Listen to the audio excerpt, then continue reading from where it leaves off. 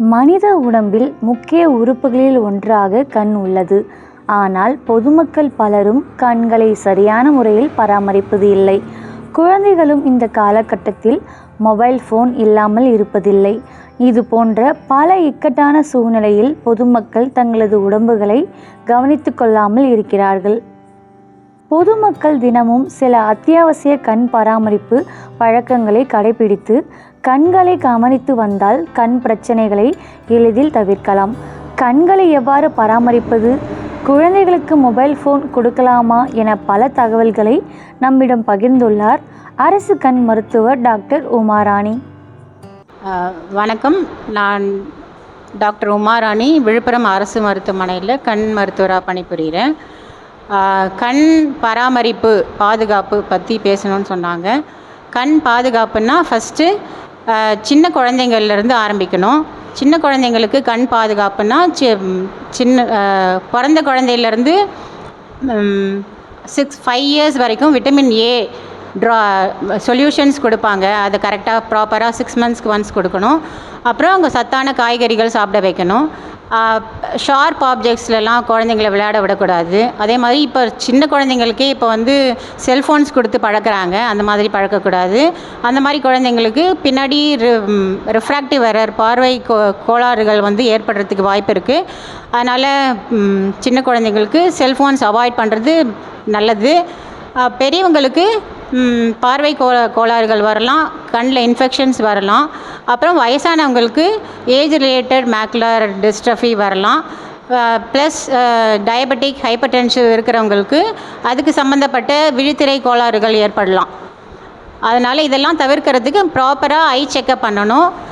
சரியான ஏஜில் கண் செக் பண்ணி ரிஃப்ராக்டிவ் எரர் இருந்தால் அதுக்கு ப்ராப்பரான கண்ணாடி போடணும். கண்ணாடியை ரெகுலராக 6 மந்த்ஸ்க்கு ஒன்ஸ் செக் பண்ணணும். அதை வெஜிடபிள்ஸ் சாப்பிட்ணும். அப்புறம் டாக்டர் சொல்கிற அட்வைஸை கரெக்டாக ஃபாலோ பண்ணணும். சிஸ்டம் யூஸ் பண்ணுற வயசானவங்க, இப்போ கம்ப்யூட்டர் யூஸ் பண்ணுற பர்சனல்ஸ் எல்லாம், ஐடி ப்ரொஃபஷனில் ரொம்ப நாளைக்கு கம்ப்யூட்டர் யூஸ் பண்ணுறாங்கல்ல, அவங்கெல்லாம் ஒரு 4 ஹவர்ஸ்க்கு ஒன்ஸ் இல்லை ஒரு 2 ஹவர்ஸ்க்கு ஒன்ஸ் ஒரு 20 மினிட்ஸ் கண்ணுக்கு ரெஸ்ட் கொடுக்கணும். அவங்க லியூப்ரிகண்ட் ஐ ட்ராப்ஸ் யூஸ் பண்ணலாம். ப்ளஸ் ஆன்டி ரிஃப்ராக்டரி கோட்டிங் இருக்கிற ஒரு கிளாஸ், பிளெயின் கிளாஸாக இருந்தால் கூட அவங்களுக்கு ரிஃப்ராக்டிவ் எரர் இல்லைன்னா கூட ஒரு கிளாஸ் போட்டுக்கிறது நல்லது. சின்ன குழந்தையிலேருந்தே சம்டைம்ஸ் 2.5 இயர்ஸ் 3 இயர்ஸ்லேயே குழந்தைங்களுக்கு ஆஸ்டிக்மேட்டிசம் வரலாம்.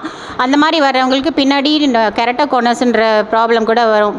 பார்க்காம விட்டுட்டா அவங்களுக்கெல்லாம் ப்ராப்பராக செக் பண்ணி கண்ணாடி போட்டுறணும். சின்ன குழந்தைங்க கண்ணாடி போடலாமா நிறைய பேர் கேட்பாங்க. ஆனால் அவங்களுக்கு அவசியம் கண்ணாடி போட்டு தான் ஆகணும். கான்ஸ்டண்ட்டாக கண்ணாடி யூஸ் பண்ணால் தான் அந்த ஆஸ்டிக்மேட்டிசம் ப்ராப்ளம் சால்வ் ஆகும். அப்புறம் இப்போ குழந்தைங்களுக்கு செல்ஃபோன் கொடுக்கலாமான்னு கேட்குறீங்க. ஆனால் செல்ஃபோன் எப்போவுமே கொடுக்கவே கூடாது. ஆக்சுவலாக ஸ்க்ரீன் டைம் சப்போஸ் மஸ்ட்டு அப்படின்னா ஒரு 24 ஹவர்ஸில் ஒரு 2 ஹவர்ஸ் கொடுக்கலாம் மஸ்ட் அப்படின்னா. இல்லாட்டி அவங்கள அவுட்டோர் ஆக்டிவிட்டீஸ், கேம்ஸ் அந்த மாதிரி செல்ஃபோனில் கேம் விளையாடாமல் வெளியில் கேம்ஸ் விளையாடுற மாதிரி பார்த்துக்கணும். இப்போ தூங்கி எழுந்த உடனே நிறைய பேர் கண்ணை தேய்ச்சிடுவாங்க, கண் எரிச்சலாக இருக்குது அப்படின்னு சொல்லிட்டு. அப்புறம் மண் தூசி ஏதாவது விழுந்தால் கண்ணை தேய்க்கிறதுலாம் இருக்குது. அந்த மாதிரிலாம் தேய்க்கக்கூடாது. ஆக்சுவலாக ஃபஸ்ட்டு வெறும் குளிர்ந்த தண்ணியில் ஃபஸ்ட்டு கண்ணை நல்லா வாஷ் பண்ணிவிட்டு கண் டாக்டரை செக் பண்ணிவிட்டு அதுக்கப்புறம் தான் ட்ராப்ஸ் எதுவும் போடணும். கடையிலேருந்து ட்ராப்ஸ் எதுவும் வாங்கி போடக்கூடாது. மங்கலான வெளிச்சத்தில் இல்லை நடந்துக்கிட்டு படிக்கக்கூடாது. மங்கலான வெளிச்சத்தில் செல்ஃபோன் பார்க்குறவங்க ரொம்ப நாளை பார்க்கக்கூடாது. அதில் ஐ ப்ரொடெக்ஷன் மோடுன்னு ஒன்று இருக்கும் எல்லா ஆண்ட்ராய்டு ஃபோன்லேயும். அந்த மோடு யூஸ் பண்ணி பார்க்கறதுனா கூட மோர் தென் 2 ஹவர்ஸ் பார்க்கக்கூடாது. நைட்டில் தூங்குறதுக்கு முன்னாடி செல்ஃபோனை பார்க்காம இருக்கிறது தான் நல்லது. ஏன்னா கண்ணுக்கும் மூளைக்கும் டைரக்ட் கனெக்ஷன் இருக்குது. கண்ணை மூடினா தான் மூளை ரெஸ்ட் எடுக்கும். அதனால் கண்ணை மூடி தூங்கும்போது தான் அவங்களுக்கு நல்ல ஸ்லீப் கிடைக்கும். வயசானவங்களுக்கு சர்க்கரை, நீரிழிவு கோளாறு, இரத்த கொதிப்பு இதனால் கண்ணரம்பு பாதிக்கப்படும். அவங்களுக்கு ப்ராப்பராக இங்கே ஜிஹெச்சில் ஸ்க்ரீனிங்லாம் பண்ணுறோம் நாங்கள். அது ப்ராப்பர் செக்கப் பண்ணிவிட்டு சுகர், பிபிலாம் கண்ட்ரோலாக இருக்கான்னு செக் பண்ணிவிட்டு அவங்களுக்கு மானிட்டர் பண்ணி ட்ரக்ஸும் கிடைக்குது. சப்போஸ் இன்கேஸ் டயபெட்டிக் ஹைப்பர்டென்சிவ்னால் அவங்களுக்கு விழித்திரையில் கோளாறுகள் இருந்தாலும் முண்டியம்பாக்கம் அரசு மருத்துவக் கல்லூரி மருத்துவமனையில் ட்ரீட்மெண்ட் கொடுக்குறாங்க. அப்புறம் வந்து கேட்ராக்டு வந்து கண் புரை நோய், அந்த புரை நோய்க்கு வந்து இங்கே நாங்கள் சர்ஜரி பண்ணுறோம். நிறைய கேட்ராக்ட் சர்ஜரிஸ் இங்கே பண்ணிகிட்ருக்கோம். அப்புறம் அரசின் விரிவான காப்பீட்டு திட்டத்தில் வந்து கண் புரை நோய்க்கு வந்து செகண்டரியாக லென்ஸ் வைக்கிறதுக்கு பண்ணுறோம். அப்புறம் கண்ணில் வந்து சதை இருக்கிறதுக்கு ஆப்ரேஷன் டெரிஜியம் எக்ஸிஷனும் கிராஃப்டிங்கும் பண்ணுறோம்.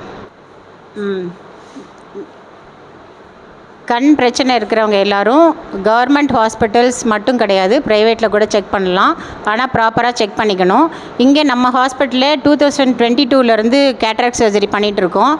இப்போ லாஸ்ட் மந்த்தும் இந்த மந்த்தும் கொஞ்சம் 90+ கேசஸ் பண்ணியிருக்கோம். அதனால் இப்போ கண்ணில் எந்த ப்ராப்ளம்னாலும் பக்கத்தில் இருக்கிற பிஹெச்சிக்கு போனால் கூட அவங்க ரெஃபர் பண்ணி இங்கே அனுப்பிச்சிடுவாங்க கேஸு. அதனால் யாராவது ஒரு பேராமெடிக்கலோ மெடிக்கலோ ஒரு பர்சன் கிட்ட போய் முதல்ல செக் பண்ணிவிட்டு அப்புறமா இங்கே ரெஃபராக இங்கே வந்தீங்கன்னா நாங்கள் ப்ராப்பர் ட்ரீட்மெண்ட் கொடுப்போம். தலைக்கு யூஸ்வலாக எண்ணெய் வைக்கும்போது கண்லேயும் எண்ணெய் வைப்பாங்க, அது மாதிரி வைக்கக்கூடாது. அப்புறம் கண்ணில் ஏதாவது தூசி பட்டுருச்சு அப்படின்னு சொல்லிட்டு எருக்கம்பால் அடிக்கிறது, தாய்ப்பால் ஊற்றுனேன்னு சொல்லுவாங்க. அப்புறம் லெமன் ஜூஸ் போட்டேன் கண்ணில் கிளியர் பண்ணுறதுக்கு அப்படின்னு சொல்லுவாங்க. அதெல்லாம் பண்ணக்கூடாது. அது எல்லாமே வந்து கருவிழியில் பாதிப்பு ஏற்படுத்தும். கண்ணை பொறுத்த வரைக்கும் எந்த பிரச்சனைனாலும் ப்ராப்பராக செக் பண்ணி டாக்டரோட அட்வைஸோடு தான் பண்ணணும். தானாக நாட்டு வைத்தியம் பண்ணுறேன்னு எதுவும் பண்ணக்கூடாது. எனவே பொதுமக்கள் அனைவரும் மருத்துவரின் ஆலோசனைப்படி கண்களை சிறப்பான முறையில் பாதுகாத்து கண்களை பராமரிக்க வேண்டும் என கேட்டுக்கொள்ளப்படுகிறது. நியூஸ் 18 உள்ளூர் செய்திகளுக்காக விழுப்புரத்திலிருந்து செய்தியாளர் பூஜா.